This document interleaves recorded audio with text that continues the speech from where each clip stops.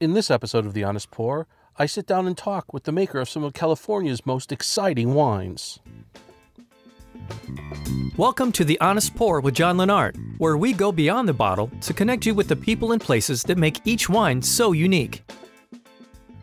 When people like Steve Morgan and Ryan Arnold of Squire Wines, a wine marketing firm in Chicago, get excited about a winemaker, I've learned to listen. 2 years ago, that's how I discovered the wines of Michael Cruse of Cruse Wine Company and his sparkling wine project, Ultramarine. Last year, I visited Cruse at his winery in Petaluma, where he's making some of the most interesting and arguably unique wines in Northern California. Just look at his lineup: Tannat, Valdegui, Pet Nats, an oxidized Jura-like Chardonnay, and the terroir-driven grower champagne-like sparkling wines of Ultramarine. And you'll see that this isn't the typical Sonoma winery. But Cruse isn't about oddball wines. Rather, he's about making delicious wines that you can drink now, which are unapologetic about their fruit and where they're from. When I heard Cruse was going to be in Chicago for less than 24 hours, I was fortunate enough to snag a bit of his time to sit down with him at Oyster Bar, 1962 North Halsted in Chicago, to talk about and taste some of his delicious wines. This episode of The Honest Pour is sponsored in part by Fooditor.com, bringing you the stories of Chicago's chefs, restaurants, and people who make food all over town. Fooditor.com. When you think of a Sonoma winery, you picture bucolic views of rolling vineyards. Well, Cruse Wine Company, located in an industrial park along a freeway in Petaluma, shatters that mold. Just like Michael Cruse is shattering the notions of what California sparkling wine, Pet Nats, and other off-the-beaten-path varietals can be. Joining me today is Michael Cruse of Cruse Wine Company and Ultramarine. Welcome. Pleasure to be here. Thanks. You know, I've been interviewing a lot of people, how they got into wine, and it seems to be one of two places. You're either born into it, or you came into it through science.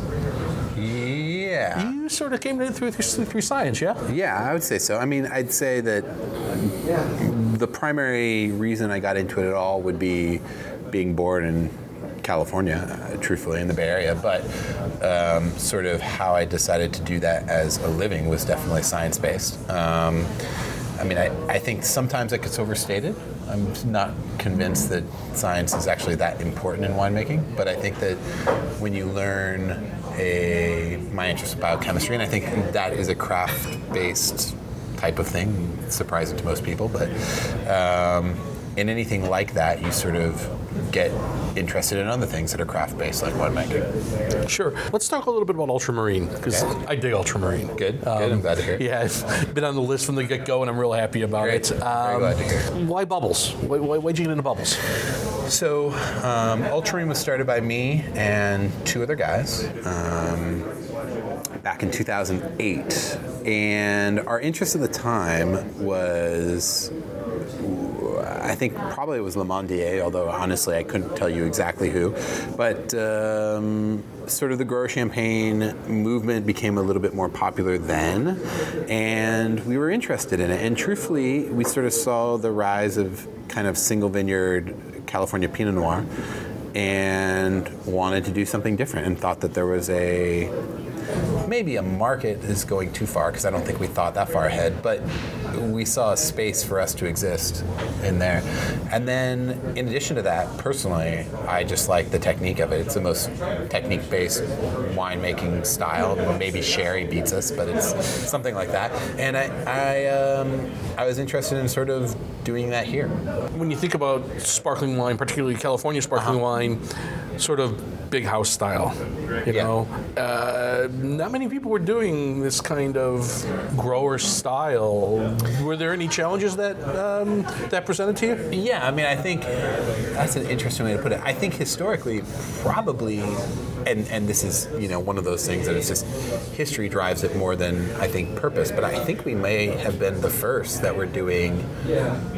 Well, that's not true. There were other people that were doing small scale sparkling, but I think that we were the first that were intentionally doing small scale sparkling to emulate growers. Yeah, I mean, a tremendous amount of challenges. I mean, you don't have the equipment, you don't have the space, and at the time, I mean, if you think about it, if you're Jerome Prevost or someone like that, you can go down the block and get whatever you need. You're in a village that all they do is sparkling.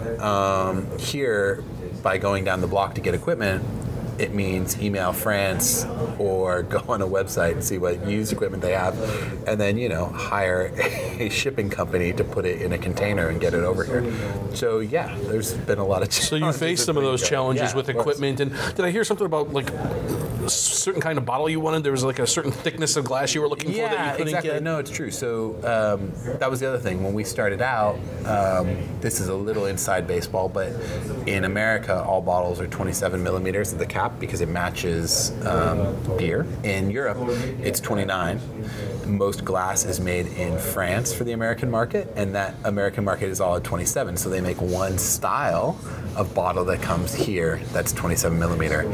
So we decided we didn't want to do that, and since we were doing by hand and had no equipment anyway, that we were going to import in glass that we wanted to use at 29 millimeter.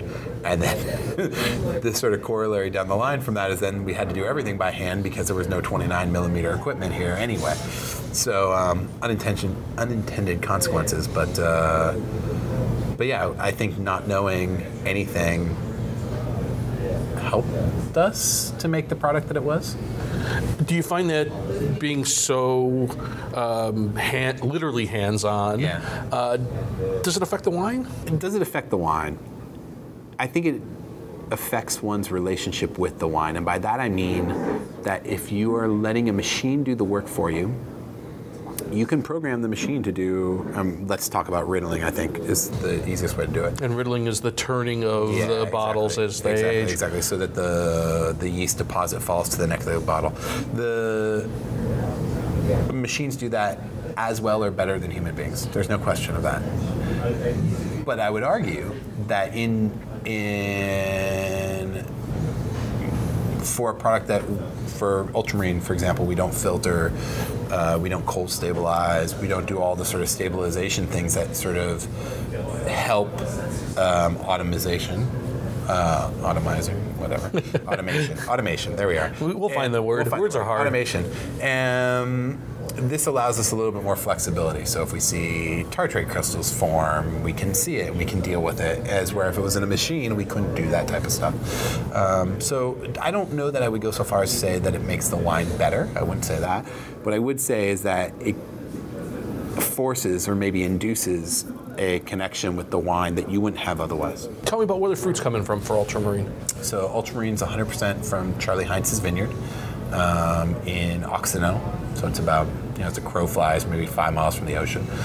It's on a warm ridge there, and the Chardonnay was planted in the early 80s. And why there? Well, the vines are old, relatively old for Chardonnay in California. They yield well, so there's a little bit more fruit, which I think is helpful in sparkling.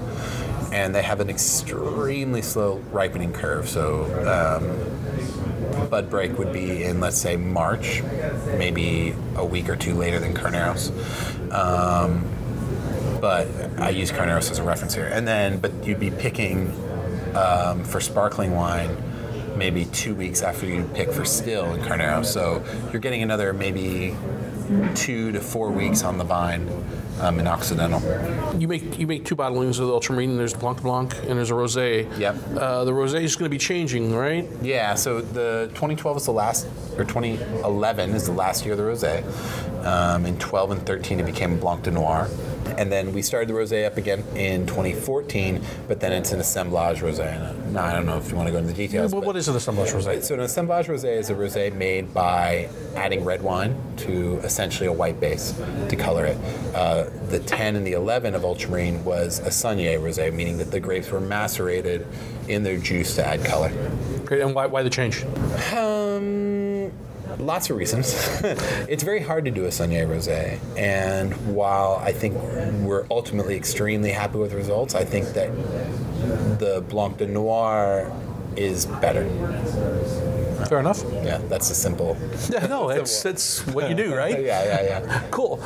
Any thoughts about maybe other looking at other vineyards, other sites for I would say Ultramarine? we have been from the very beginning, and I think we probably will add on at least one vineyard this year. Oh, cool. And then I hope to add on another one next. So we might be looking at the 2022 release having 4 different bottlings or 5 different bottlings.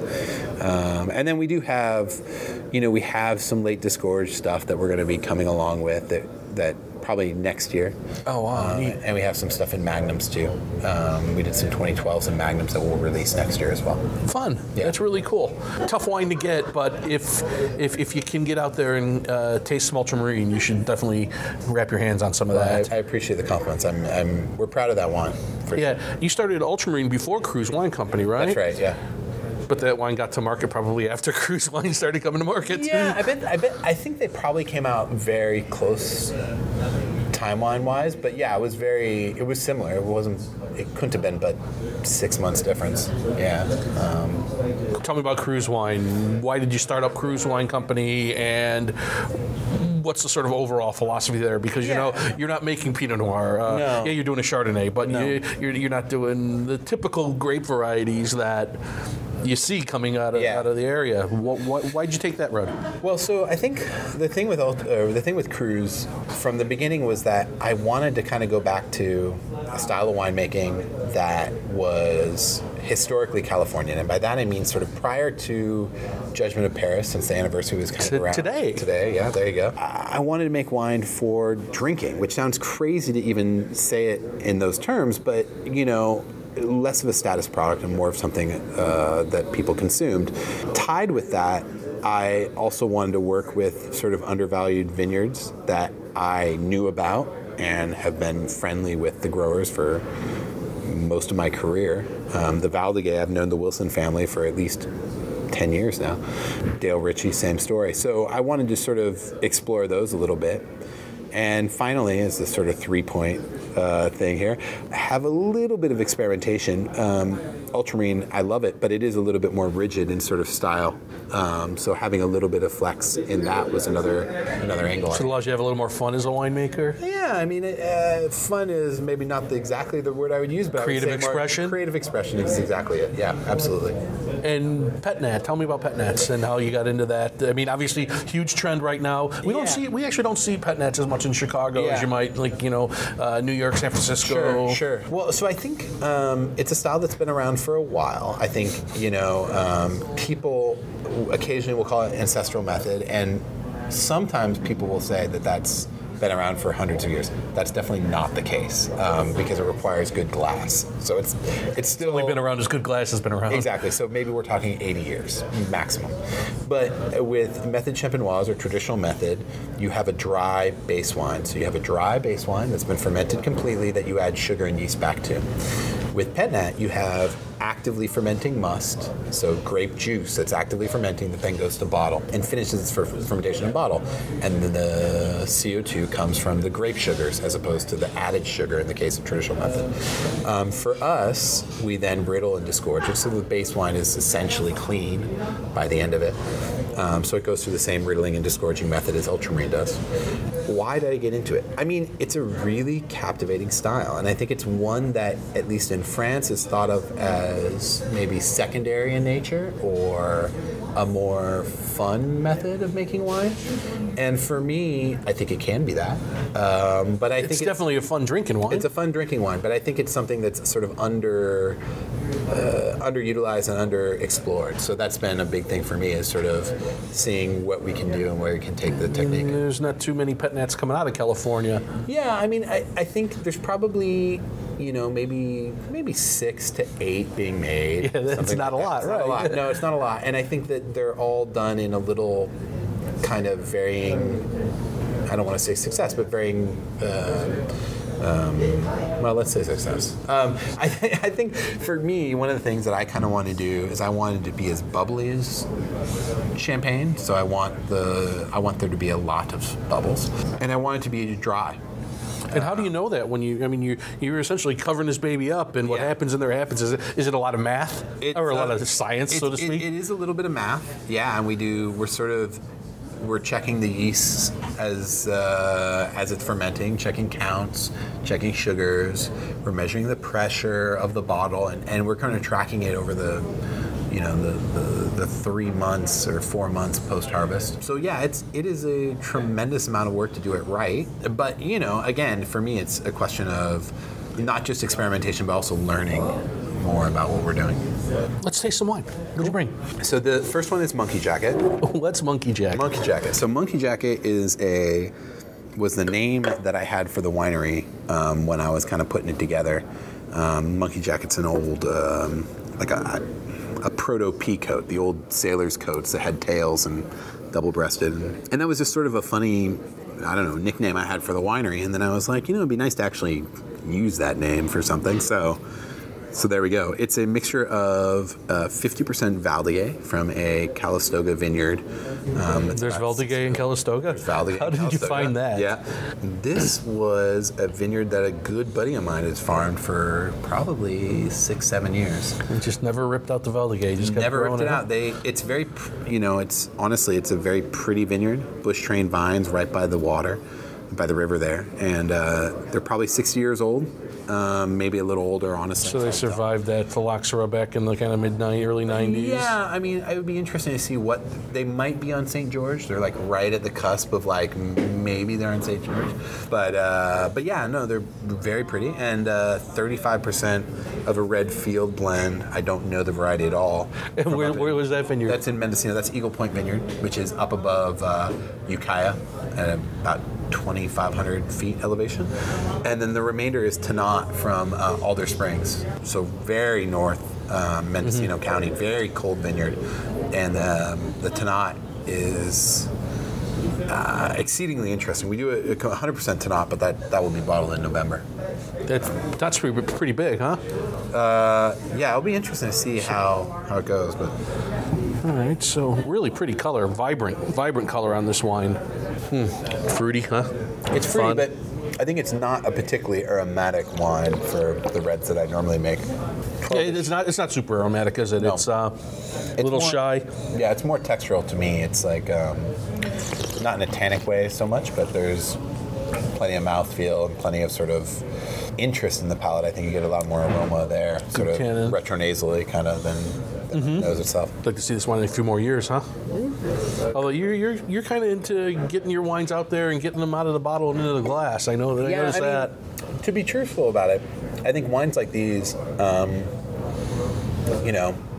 not filtering them, we're not fining them, we're not adding a ton of sulfur to them or anything like that. They really are. I'm not saying that it couldn't age, but for me, I think it's in a drinkable place right now, and I think sort of I'm trying to not extract too much on purpose, I'm trying to make red wines that are interesting, but table wines first. Do you know what I mean? While I'm not against the idea at all of any way of having wines that take 5, 6, 10 years to sort of open up, I'm not Predatory Barbarossa. Right. For me, my thing is to Valdier was sort of a workman's grape, and I want to keep it that way, truthfully. And how much of the Monkey Jacket are you producing? We do a fair amount of this. This is 800 cases probably. Which is good size production for you. Good size production. For me, it's the biggest thing we do. And then the next biggest thing would be probably the Valdier Pet Net. Do you know what the retail price on this is? I don't know exactly. I charge from the winery $25. So if I were to order it off the site, it'd be $25. Yeah, $25. It's always funny. 3-tier system. Sure, yeah. It varies by state. Yeah, exactly. And Cruse wines aren't available over the whole country. They're available, I know, in Illinois, in the Chicago market. Yep. I know in New York. Yep. San Francisco, obviously. Yeah, California and Colorado. And then, we're opening up some new markets this year. But it's definitely those are my main markets now. But folks that are not in the market could definitely, if they're on your list or can buy some certain things through the website. Definitely, and you can always email us and we'll let you know. Crusewineco.com. Obviously, like you said before, with Ultramarine, That's a little bit of a tougher fish to fry. Yeah, that's an outlier, sure. But with Cruse wine, if we're not in your state, we want to be in your state. I'm not trying to make wine that nobody can get. Your wine's already hard enough to get. I'm trying to keep it in Chicago. I know. It's been one of the more interesting parts of this for me has been trying to make wine that I want everybody to get a hold of, and then finding out that most everybody can get a hold of it for a month out of the year has been a little that's strange. what happens. I know when I see, I saw some of Saint Laurent in the fall in a shop, and I bought 3 of them right away. It's good. I'm going to have to buy these because if I don't buy them now, I'm not going to get them in a week. So Well, I'm glad to hear it. That wine's now all pet net. We don't make a still Saint Laurent anymore. You don't make a still? No. And next year, we didn't really do that in a lot of distribution, but next year that will be more distributed. Cool. Yeah. Let's try the Velier. Sure. So this is the 15, which, 15 was an interesting vintage. The yields were cut down a little bit, so I think the wine is ultimately a little bit more concentrated than I think in previous years. Was it a super early harvest for you in 15? It was early. It was early. Yeah. I mean, part of the issue with 15 was that because yields were down a little bit, and it was relatively warm, the vines just were producing sugar to less grapes. So without going too much crazy, like the photosynthesis was still really high, but there was less grapes to ripen, so they ripened faster. Interesting. Yeah. Oh, wow. No, that's pretty. More expressive, obviously. Yeah, real floral. Yeah. Or sort of always with Valdiguer, I think of like you get some type of rose element. I think a lot of it was actually, The fruit's pretty, and It's kind of rose and watermelon core or something. I don't know exactly what the rind, sorry. yeah, watermelon rind for sure. Almost a little like Jolly Rancher, which I tasted a rosé a while back that was literally like a Jolly Rancher from when you were a kid. It was so but that kind of in that neighborhood. Yeah, no, I definitely get that. But still kind of a little bit almost black pepper to back it up and give it some spine. Yeah, it's funny. There's a darkness to it in a really interesting way. As the Valdiguer that we made previously have aged, there does seem to be some kind of secondary violet notes that kind of pop out. But for me, the acid's pretty high in this wine for 15. The tannin's a little bit more pronounced than it was in previous vintages as well. So the wine ends up being more serious than I think maybe I want it to be. But decanted, it's good. How did you find this Velier up there? I mean, it's... So the Wilson family owns that vineyard, and I've known Terry Wilson's the owner of the vineyard. Dave Wilson's son is his son, and I've known him since probably at least 2008. And this used to go into the Prisoner. I had known the guys at the Prisoner forever and ever, although our wine styles are obviously pretty different. Yeah, clearly. They were really helpful to me and really sweet to me. Ended up starting making that wine in 2013. So I knew about that vineyard. I knew about the one in Calistoga too, probably, maybe not in 2008, but in that neighborhood of time. And I wanted both of them. And honestly, in retrospect, I don't know exactly why. I think it's because when I had tasted that wine, there's a lightness to it, but also a seriousness to it that I'm really attracted to. Yeah, I see that. And I think some people would talk about like Cru Beaujolais and stuff, and I don't really like talking about that stuff because I think it takes away from both wines. But I think for me, there's an element of it tastes very Californian to me. I don't know exactly how to describe that, but there's sunshine in it without being too much sunshine. Yeah, it's fruity without being extracted. That's right.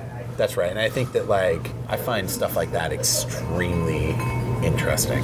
Playing in that space is something that and like Ultramarine too. I mean, putting it back to that. The fruit in Ultramarine is clearly California. Yeah, exactly. And but it's still serious enough and... Exactly. For me, I think I'm not apologetic about being Californian, far from it. And I think that I like the idea of sort of what's terroir if we can't talk about sunshine. I was at a tasting a year ago, an Ultramarine tasting here in Chicago a year ago, and there was a sommelier and he tasted it, and it's exactly the word he used. He said, "This is unapologetically California."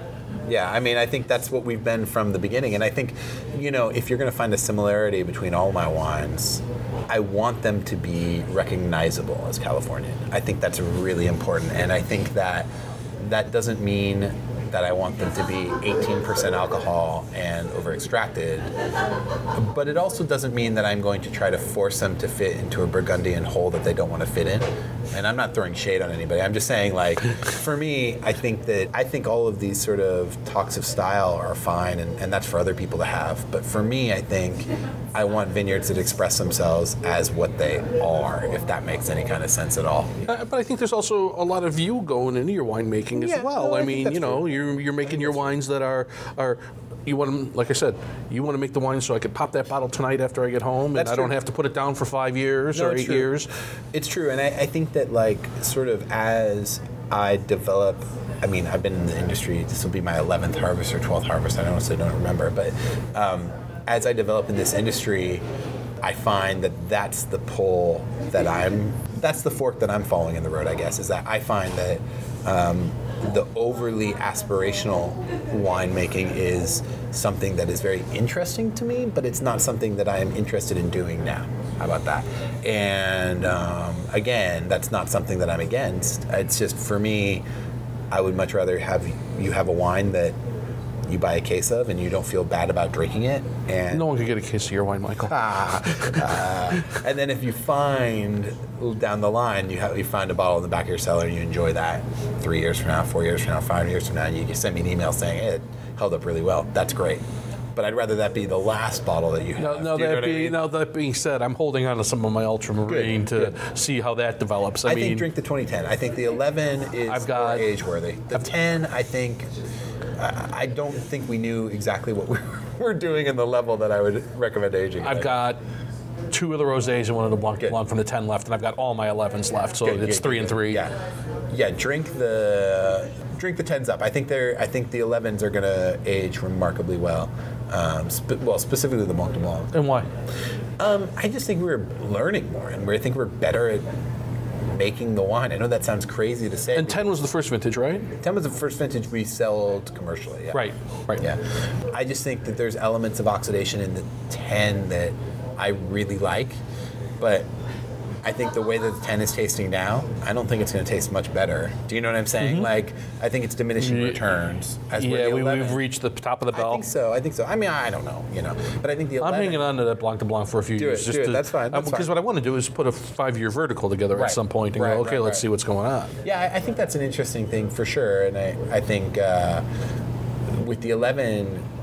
The 11, I'm confident of that. I'm confident the Blanc de Blanc will age really well. The 10, I guess that's what I'm saying. The 10, I think, tastes great now. I'm slightly less confident in that. Which is funny when you think about vintages, especially just sort of an overall perception of the vintage. Right. People sort of poo-pooed on the 11 and Well, right, but the reason why people poo-pooed on the 11 was because of Cabernet. Right. And to a lesser extent, Pinot Noir. Our grapes were off the vine before we had any of those major rains. I mean... I don't know if we've said this to each other before, but 10 and 11 were almost indistinguishable from a climactic point of view at Charlie Heinz's vineyard for us. Do you know what I mean? And I think it's funny when people talk about vintages. Look, I get it. In Champagne is 100,000 acres of completely similar vineyards, right? And that's not saying anything. It is what it is. It is what it is. But from Petaluma to Occidental, that's where the winery is and that's where the vineyard is. That's only maybe 30 miles. But it could be raining in Occidental and it could be dumping 4, 5, 6 inches of rain in 48 hours, and I would see half an inch. Right. Do you know what I mean? Yeah. So you couldn't have more different areas, and I think when we talk about vintages in California, be careful with that. Do you know what I mean? Because sure. I think there is variability depending on the situation. Well, without a doubt. Yeah. So anyway, 10 and 11 for Ultramarine is very similar. That's my point. And I think the differences in those two wines, I think, are primarily based on winemaking. Does some Syrah come out of Charlie Heinz Vineyard as well? Yeah, exactly. So we did that Syrah. I've been buying it since 2013. Yeah, I love that. I love that Syrah. I didn't know. Syrah. Yeah. I think you said it out of egg. You did, yeah, out of the egg and out of barrel. Yeah. We tasted them side by side when I visited you in November. But at the time you said it's the best Syrah vineyard you've worked. I think it is. I mean, I think it is because it's the nature of, it'll be interesting to see what Charlie ultimately does with that vineyard in terms of what he wants to do with it. But it's probably 2 acres, maybe 2.5 acres. It's a south-facing slope, and it's and this is a little too inside baseball, but I'd say this. Sometimes there's been a trend in Sonoma County, in western Sonoma, to take really extreme climates and try to grow Syrah there, which I'm 100% in favor of. It's great. Do whatever you want. But I think there's an element of sort of fetishism of that, where the vines can no longer grow on some level and have a hard time growing. Charlie is right at the cusp of that. Those vines grow great. They're vigorous. They're healthy. And they can set fruit. And they can ripen fruit.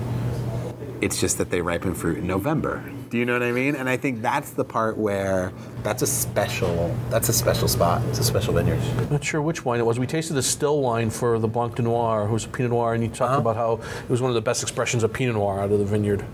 Yeah, I mean, I think for me, maybe what I was speaking to more is that I think that the Blanc de Noir is a better expression of Pinot Noir. No, I think what I was probably saying is that the reason why I like making Blanc de Noir from that vineyard is that it tastes like Pinot Noir when it's done as a Blanc de Noir. And that's something that I find really interesting. It's I don't like Blanc de Noirs that I can't recognize as it's okay, there's a little weight here, but it still kind of tastes like... It's lower acid Chardonnay-based wine.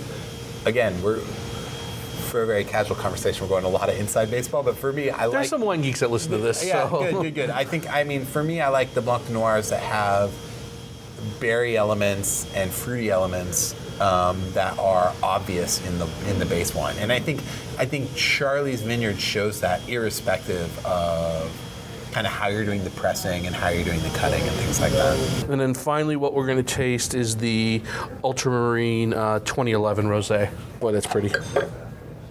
I see what you mean about it being Pinot Noir. Yeah. It smells like Pinot Noir, light, of course, but...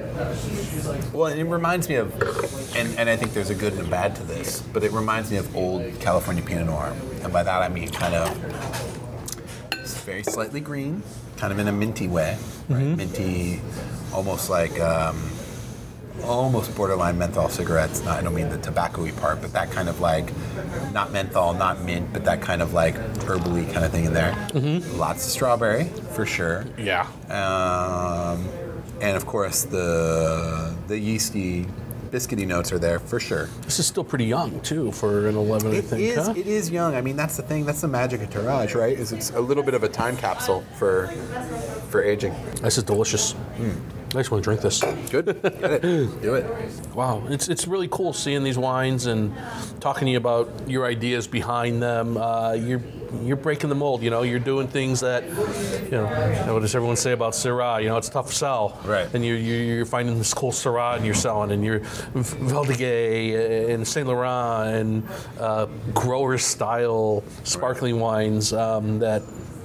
It almost be crazy to make these things in California and try and sell them, but you're doing it and you're selling them every day, or selling them as fast as you could get them out on the market. Do what I can. Thanks so much for being here. Well, thank you so much for your talking time. with me. I appreciate the hell out of it, and it's great to taste with you, and you're enthused about the wines, and it makes me very happy to.